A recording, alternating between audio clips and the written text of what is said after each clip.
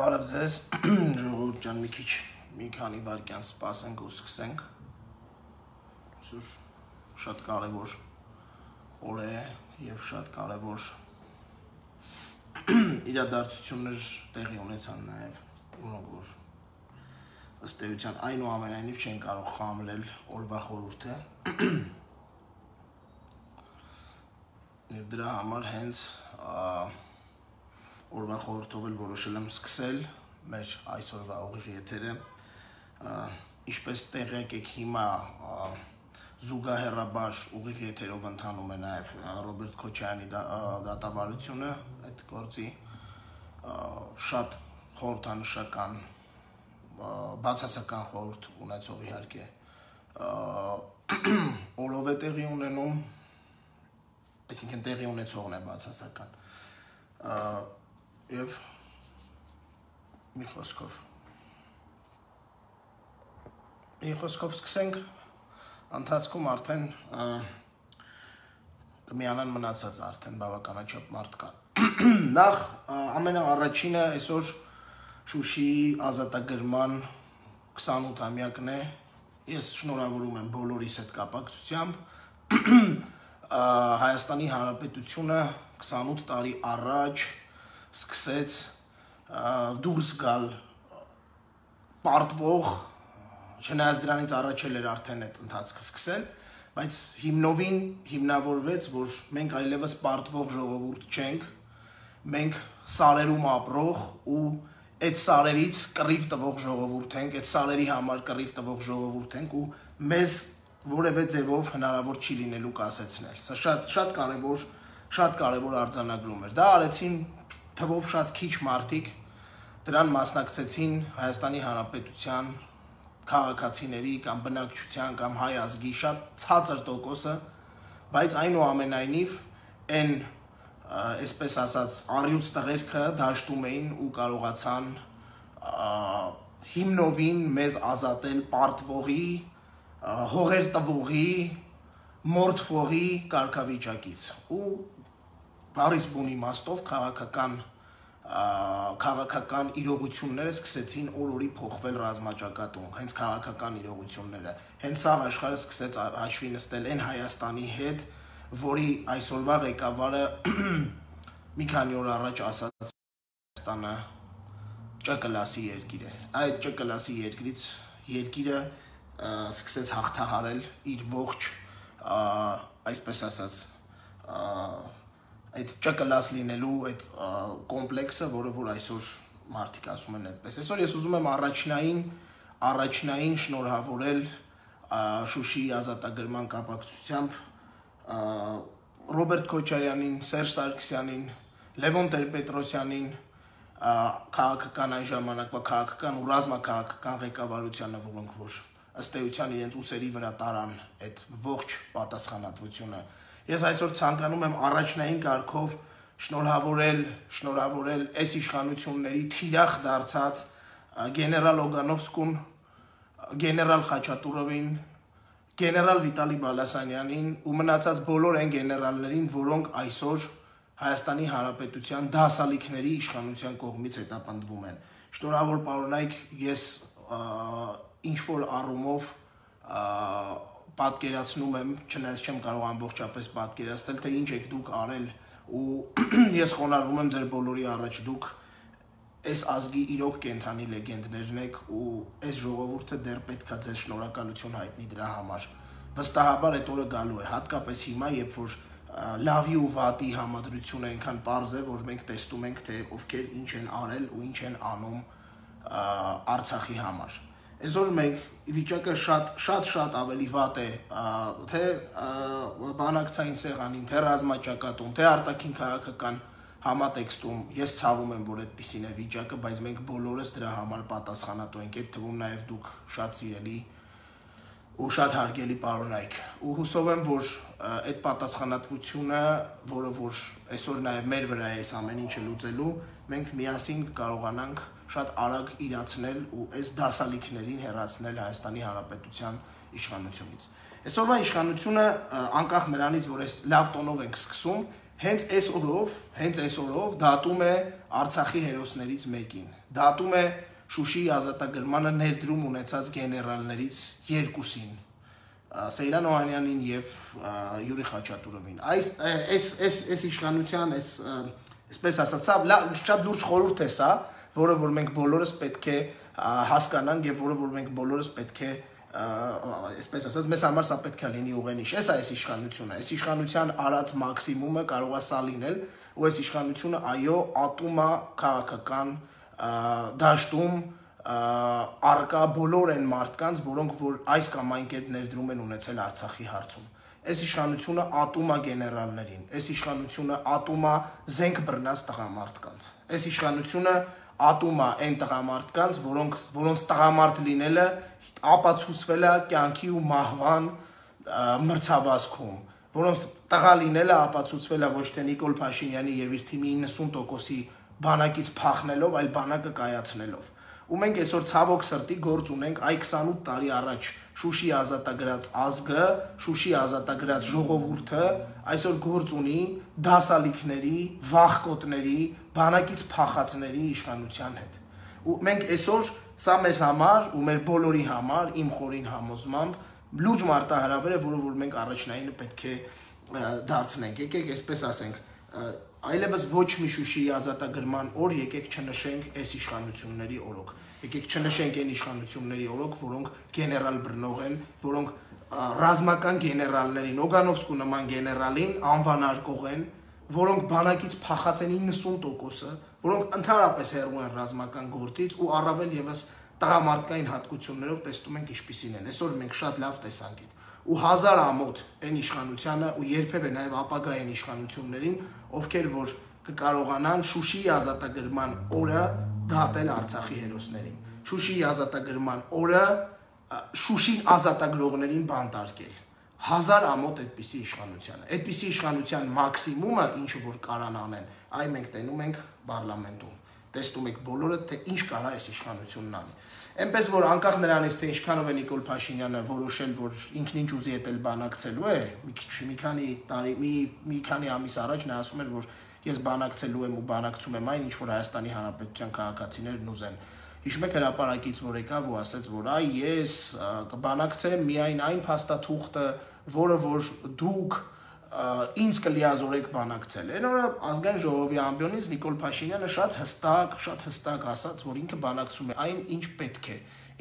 այն էլ բանակցում ենք։ Ուղղակի հարցը այստեղ շատ կարևոր է ու հետևյալն է։ Իսկ ում է պետք։ Իսկ միգուցե դու բանակցում ես այն, ինչ որ Ալիևին է պետք։ Այստեղ կասկած չկա, որ դու բանակցում ես այն, ինչ Ալիևին է պետք։ Բայց անկախ դրանից, պարոն Փաշինյան, ես ձեզ վստահեցնում եմ, մենք դա թույլ չենք տալու։ Եվ այո, երիցս կրկնվեմ, Արցախը երբեք ի հեճուկս ձեզ եւ ի հեճուկս ձեր կիրթ ընկերոջը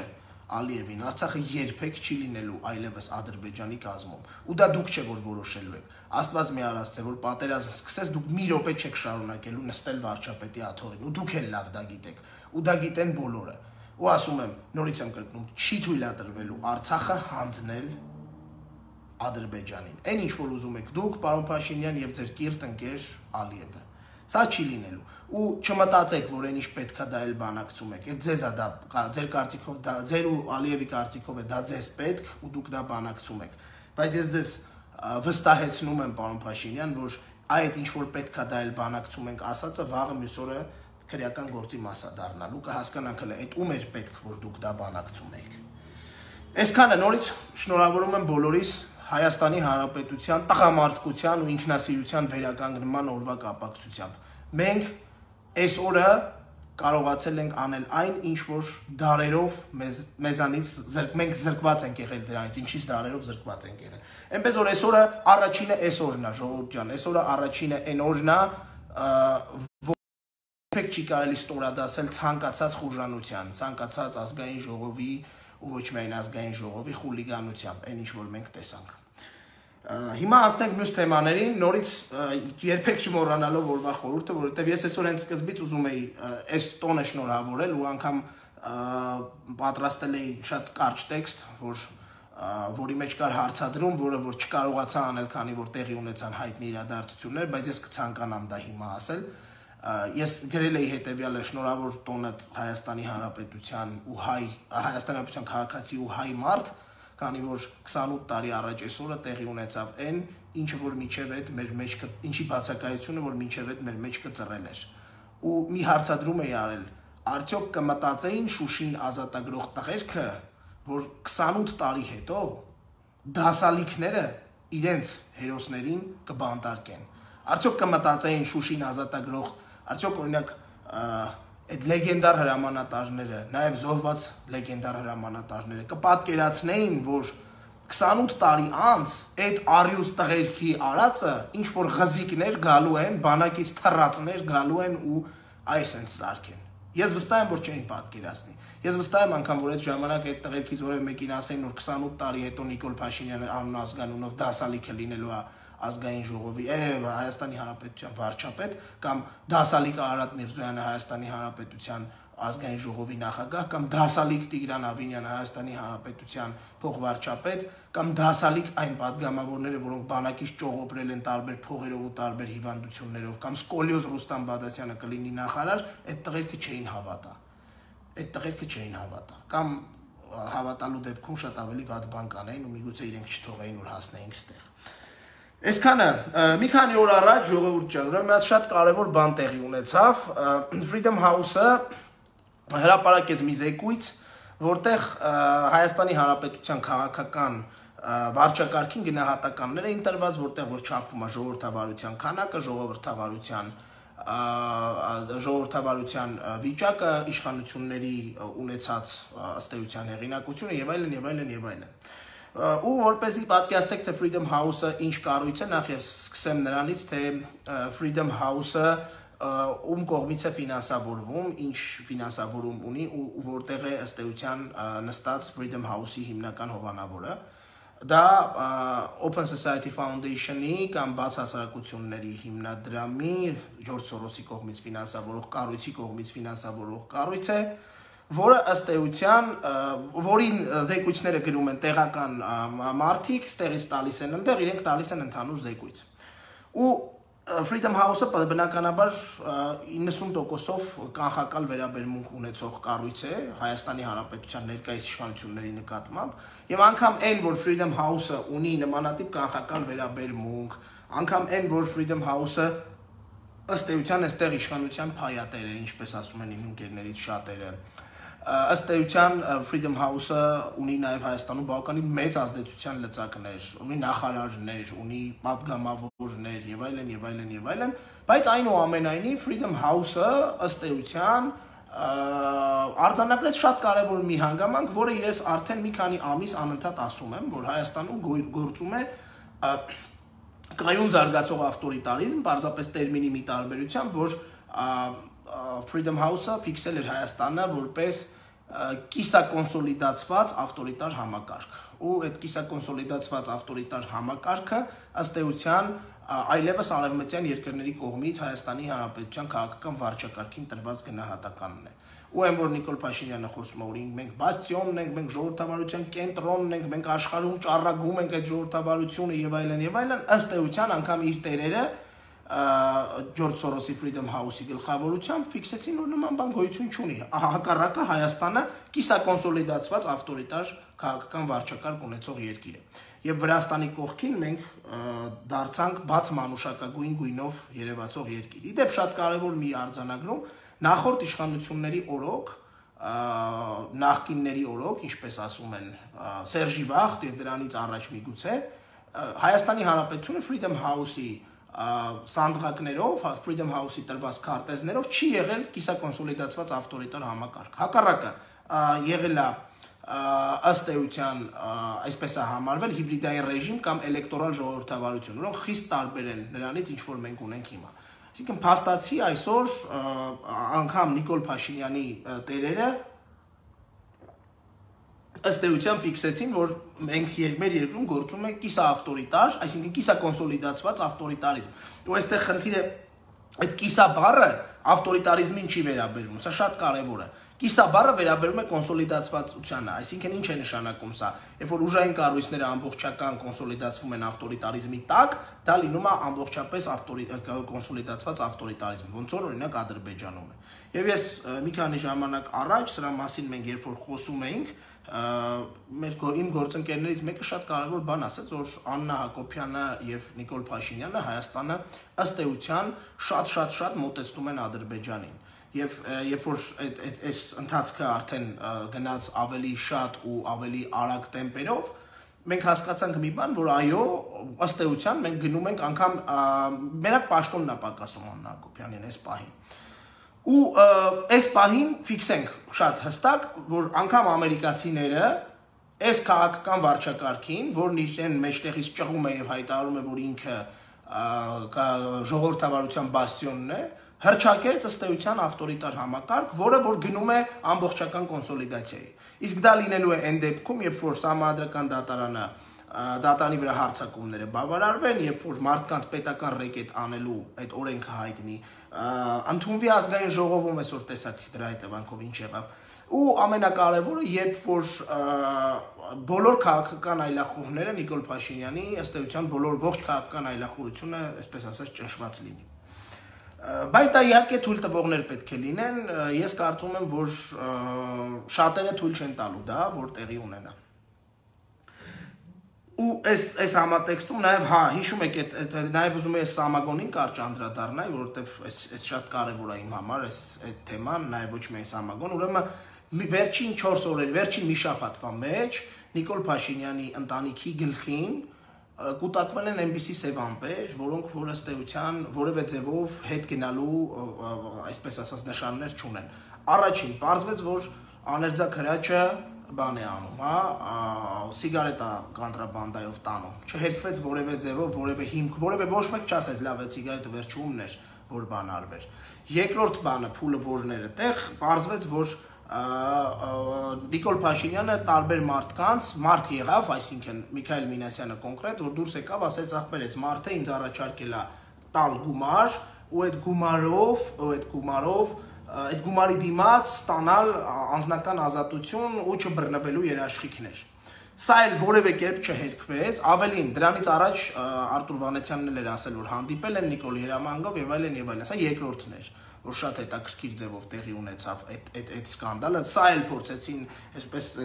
փակել, փորձեցին տարատեսակ այդ հարձակումներով եւ այլն անել, ու այս ամեն ինչի ֆոնին մենք տեսանք օրինակ հարբած եթեր մտնող երկրի առաջի դեմք ու նաեւ երկրի առաջի դեմքի տիկին։ Դրանից հետո այդ Սամագոնի նկարը ես անկեղծ պետքա լինեմ, ես այդ Սամագոնի նկարը մի շաբաթ, երկու շաբաթ առաջ ունեի, որ ցույց էին տվել, ես ասում էի լավ, անկեղծ իրոք սա հիմա անդեղ է, ես գիտեմ դա ինչի է բերվել եւ այլն, իրենք են իդեպ ասեմ սա ամենայն պատասխանատվությամբ դա բերվել, դա գնվել է Բելարուսից, ասեմ ավելին, որ Բելարուսից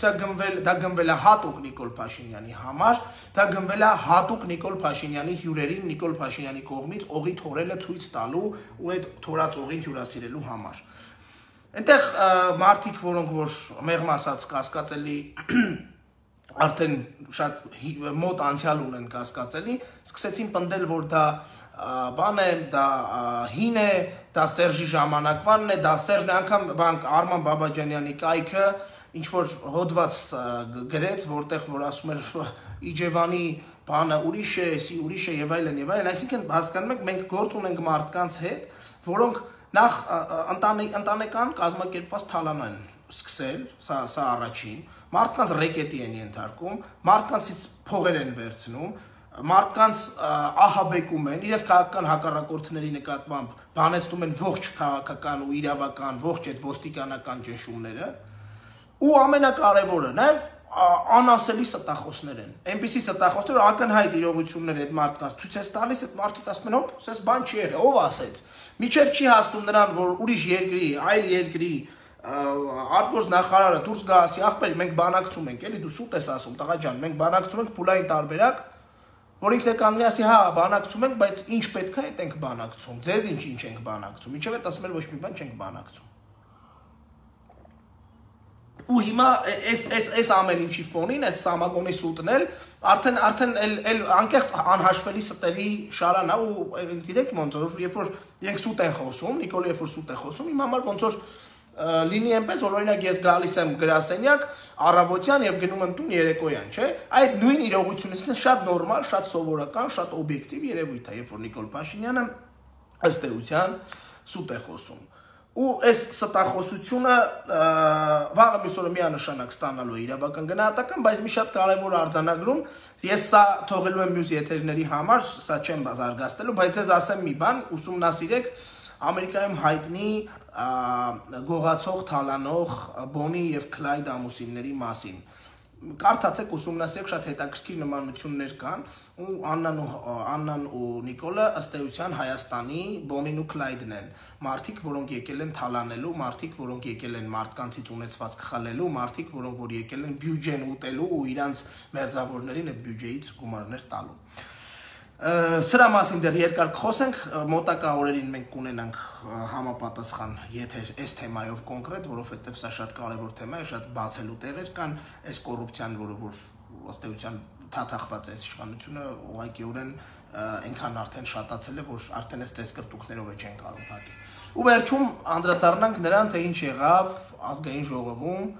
այսօր առավոտյան 3 իդեպ 3 էլ շատ կարևոր ինչ տեղի ունեցավ, ուրեմն 3 ազգային ժողովում Հայաստանի Հանրապետության իշխող ուժի ղեկավարը, Հայաստանի Հանրապետության վարչապետը 40 րոպե, շուրջ 40 րոպե հանդիպում ունեցավ պարլամենտում ֆորմալ ընդդիմադիր կուսակցության ֆրակցիայի ղեկավարի հետ, նույն Էդմոն Մարուկյանի հետ, այսինքն Նիկոլը 3-40 րոպե հանդիպեց Էդմոնի հետ փակ դռների ետևում։ Չգիտեմ ինչ են խոսել իրենք, անկեղծ ասած չի հետաքրքրում, այսօր մարդիկ կան, որոնք ասում էին այսօրվա ծեծկրտուկն էին պայմանավորվում,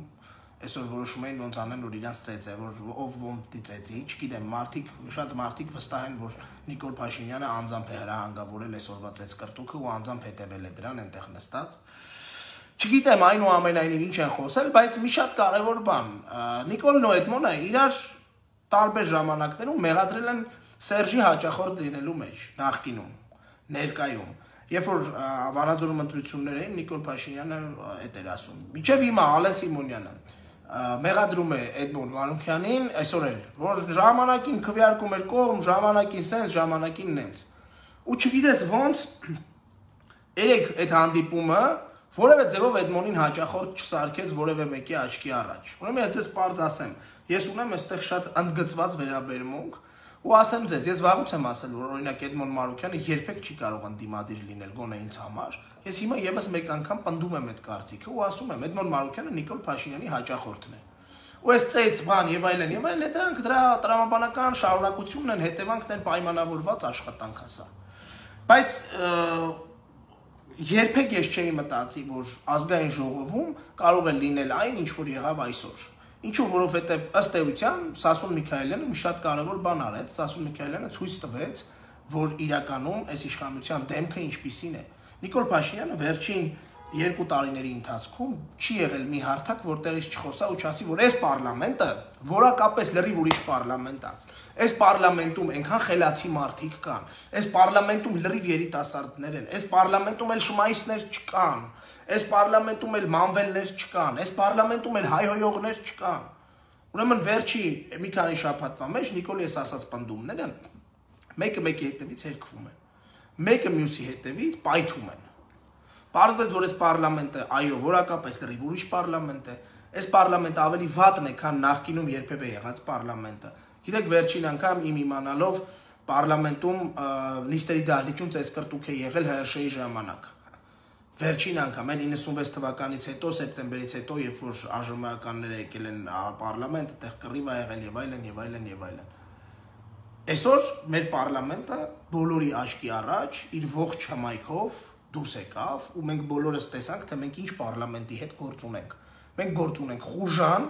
մենք գործ ունենք քուչի մակարդակի, մենք գործ ունենք բիսեդկի մակարդակի ազգային ժողովի հետ։ Ու սա ֆիքսելու է։ Սա ֆիքսվելու է նաև ապագայի համար, սրանից այն կողմ, սրանից անդին չկա, սրանից ներքև, ավելի հա, ցածրակարգանալու չկա ավելի ներքև ընկնելու հնարավորություն։ Այս պահին մենք ունենք պարլամենտ, որտեղ որ սա էլ շատ կարևոր արձանագրում, Նիկոլ Փաշինյանի ներկայությամբ, երկրի առաջին դեմքի ներկայությամբ մարդիկ իրար ծեծում են։ Ու մի հոգի չի խփում, երկու հոգի չի խփում, երկու տղամարդ իրար խփում են, հարց չկա, նորմալ է։ Լավ է, վատ է, ինչ է արդեն ասեցինք, դա խուժանություն է, բայց ենթադրենք դա եղել է։ Նախ Նիկոլ Փաշինյանի ներկայությամբ, դուք պատկերացնեք Սերժ Սարգսյանի ներկայությամբ որևէ պարագայում, որևէ մեկ ամենաօդիոս կերպարները անգամ Սերժ Սարգսյանի ներկայությամբ իրենց թույլ տային պահել այնպես, ինչպես այսօր պահեցին ազգային ժողովում Նիկոլի ներկայությամբ երկու խմբակցություններ։ Երկու խմբակցության ներկայացուցիչներ, մեկն էլ իրա։ Դուք պատկերացնեք, ես չեմ պատկերացնում։ Ես ուղղակի չեմ պատկերացնում։ Ես Սերժ Սարգսյանի իշխանությունը քննադատել եմ միշտ։ Բայց այս համատեքստում այնտեղ այնքան ընդգծված հարգանք կար առաջի դեմքի նկատմամբ, որը միայն հարգանքի ենթակա է։ Ժամանակի մենք ասում ենք տենում եք չեն կարող իր մոտ ոչ մի բան, բայց հիմա հասկանում ենք, որ այ մարդ դուք հասկանում եք, այս ուր ենք մենք հասել։ Երկրի ղեկավարն այնտեղ, ուրեմն սա առաջի դեպքը չի։ Գյումրիում հիշում եք այն Բոշայակռիվը, այն որ մեկը ասում էր փչացած մեկն ասում էր բան իրար։ Նիկոլի ներկայությամբ էլ այն որ անում էր, այդ էի ժամանակ անգամ։ Այս մարդուն չեն հարգում ժողովուրդ։ Այս մարդը տարական հարգանք չունի։ Այս մարդու նկատմամբ չկա հարգանք, այս մարդուն իր կողմնակիցները, իր ընկերները չեն հարգում։ Մի քանի օր առաջ նորից համացանցում պտտվում էր բաներ, որ Նիկոլի ներկայությամբ մարդիկ իրար ծեծել են, ինչ-որ մարդիկ, Նիկոլը ստիպված կանչել է անվտանգության։ Հիշում եք ոնց էին հերքում, ոնց էին մերժում, դες բան ոնց կարա լինի եւ այլն։ Նոր Նիկոլի ներկայությամբ ազգային ժողովում վերջի ձևի լկտի, խայտարակ լկտի իրավիճակ ստեղծվեց Նիկոլի ներկայությամբ։ Ինքն այնտեղ նստած էր, կամ ավելի շուտ վերընկած էր ինքն այնտեղ։ Ինքն այնտեղ նստած իր ֆրակցիայի ամենահայտնի կերպարներից մեկը թքած ունի, որ ինքն այնտեղ ով է Նիկոլը, որ մի հատ էլ զգոն լինենք կամ մի քիչ մեզ զուսպային։ Ու իրոք սա է վերաբերմունք իր նկատմամբ։ Ու այս իր թիմի վերաբերմունքը ամբողջությամբ տրամաբանորեն գալիս ու շարունակվում է ինչով։ Ուրեմն քիչ խփում են իրար։ Քիչ այդ քֆուրները տալիս են։ Այն Էդմոնի խմբակցության падգամավորներից մեկը գնում է անվտանգության աշխատողներին, ասում է եկեք իրար ծեծում են, անվտանգությունը սենց կանգնած է։ Ինչ անեն, գիժը ներսնա, գժի դեմը տենց իրար ծեծում են, մինչև գիժը չասի չեն կարա գան։ Ուրեմն այդ չեն կարող բաժանեն, մեկ էլ տենում ես հերվից եկան, ով եկավ, Խալումյանը, Նիկոլի ինչն է, չգիտեմ, ընկերն է ինչն է։ Հետևից Էդմոնին ճպ, խփում է, այն մեկից գալիս է այն տրանսպերենսիի արտակը, вообще այդ արտակի մասին ես չգիտեմ, ազգանուն չեմ հիշում, այդ արտակի, բայց դուք պատկերացնում եք տրանսպերենսիում ինչ են սովորացնում սրանց։ Տրանսպերենսիում սրանց սովորացնում են, որ դու պետք է լինես ոհմակի նման, շակալ։ Էդմոնը աչքից լույսը չի։ Էդմոնի մասին ես իմ կարծիքը բազմիցս արտահայտել եմ, ասեմ ավելի վատ կարծիք եմ, քան Ալենը Էդմոնի մասին։ Բայց արա, նիուժելի ձեր մեջ այդքան, արա դուք մեղք եք ժողովուրդ, անկեղծ ես այս դնոյից, այս պոլի ներքևից արդեն էլ ոչ մի բառ չեմ կարող ասեմ։ Տրանսպերենսիի արտակը, գետինը չես մտնում, արա դու այդ ոնց ես բան անում, այդ ինչ ես անում։ Արտակ ջան։ Դա տղամարդու պահվածք, կալ թաքուն քացով խփում ես Էդմոնին։ Հələ Ղալումյանը մի քիչ ոչինչ, լավ։ Բայց դու տրանսպերենսիի աշխատող ես։ Բայց այս տրանսպերենսիում սովորացնում են տես տրանսպերենտ լինել, էտա ձեր թափանցիկությունը, էտա ձեր տղամարդկությունը, քաշել, գցել գետնին, գալ թաքուն խփել, դա գետինը մտնելու բան է, ու ասեմ, եթե ձեր մեջ մի տոկոս տենց բան լիներ, մի քիչ, ինքնասիրության նման ասեմ, չգիտեմ ինչի նման ասեմ, մի քիչ դուք խղճի խայտ ունենայիք, մի քիչ ազնիվ լինեիք, ոչ միայն ձեր տեղից չեք ելնի, այլև հելնելուց հետո իմ մանդատները վաղուց դրել էիք։ Էդմոնն ու Սասուն իրար խփեցին, դա արդեն էդի լավ քաղաքական իրավիճակ է, Նիկոլի ներկայության վրա մի խոսքով թքած ունեն այդ մարդիկ։ Բա դուք լավ հարցակվում եք Էդմոնին գիշատիչի նման, շակալի նման Էդմոնին կողից խփում եք, բայց դա անելու բան է, բա նայում են, ձեր երեխեքն են չէ այդ նայելու։ Հա, միսօր ցույց են, չէ՞ տալու, օրինակ ես մտածելու եմ, որ ձեզ վերջի ձևի հանրության առաջ blaming shaming անենք։ Ես խնդրել եմ շատ բանով, որ Anti-Fake-ը հանի այդ վիդեոները ու ցույց տա հասարակությանը, թե ինչպեսին չպետք է լինի տղամարդը։ Այն թաքուն խփող, մեջքից խփող։ Լավ է մեկը էլեկտրաշոկ չունեք մոտներդ, գցեք այդ մոնին գետնին, այդ այտենց վրով անցնեիք, էլի տրորեք, մեկը դուք շատ եք։ Բա ամոթ, չի, բա ձեր ժողովրդի երեխեքը ձեր ընկերներն են այդ նայելու։ Հա այդ արտակը вообще transparency կարող է Վարուժան Օկտանյանն էլ այտենց, բա Վարուժան Օկտանյանն է սովորացրել արտակին տենաս այդ շակալությունը անելը։ Transparency-ի իրական վիճակն է, այս է սորոսականների, ինչպես կասեր Պատվելի Մալյանը, սորոսականների իրական դեմքն է այս։ Էս են այս մարդիկ, շակալ, վերջի շակալի նման, թաքուն խփող, մեջքից խփող, սպանեիք էլի այդ մոնին, էլ կեք թողում մնար։ Կակրաս կարայք, հետո եք ասեք, այս մեկն է, այն մեկն է, չէին բարձի ով էր վերջի սպանողը, կպլստայիք սաղըտ։ Պարզվեր այդ մոնը դժբախտ պատահարի զոհադար է, Ալենը կհելներ կհիմնավոր էր այդ, խիչ արեցիք, կարայիք էտ էլ անեիք, հիմա էլ կարակ, հիմա էլ ուշ չի, գնացեք սպանեք, փորձեք, պատահական թող քաշքշուկի հետևանքով այդ մոնը մեռնի, մեկը կարակ դուք, լիֆտի մեջ մտի դու թաքուն Արտակ ջան կողից, կարաս Օկտանյանին է կանչես նկարի ու նա զեկույց տպի, նոր գրանտ ստանա transparency-ի համար, դուք խայտարակ եք լինելու, ապագայի Հայաստանում դուք տեղ չեք ունենալու, ձեր նման մարդիկ տեղ չեն ունենալու, որտեվ դա ոչ միայն քաղաքական չի, դա ոչ միայն հարգալից չի, դա ոչ միայն տղամարդկային չի, այլև դա ընդհանրապես դուրս է բոլոր տեսակի մարդկային հարաբերություններից ու մարդկային բարոյական ամենացածր նորմերից։ Մեջքից խփողը երբեք որևէ տեղում ծափահարությունների չի արժանանում։ Դուք այսօր այդ արեցիք։ Մենք վերջնական ֆիքսենք, որ ազգային ժողովը, Հայաստանի Հանրապետության ազգային ժողովը դա մի բիսեդկա է փակ երկնքի տակ, որտեղ մարդիկ իրար հայհոյում են,